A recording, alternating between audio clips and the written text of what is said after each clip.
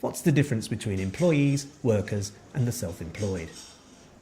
Employees have to carry out their work in person. They can't delegate their responsibilities and do something else instead. They have regular or guaranteed hours of work that they must work for their employer, and they're under a good degree of control and direction by their employer. They typically enjoy salary certainty, often have benefits, and will almost all be entitled to paid holiday and to the auto-enrolment or pensions benefits under UK employment law. Workers, on the other hand, are different. They don't have to work certain hours, and they can operate under a looser arrangement where they may pick and choose when and how they do their work. But the key requirement to be a worker is that they must provide their work to the employer in person too. In other words, they also can't delegate their job to anyone else.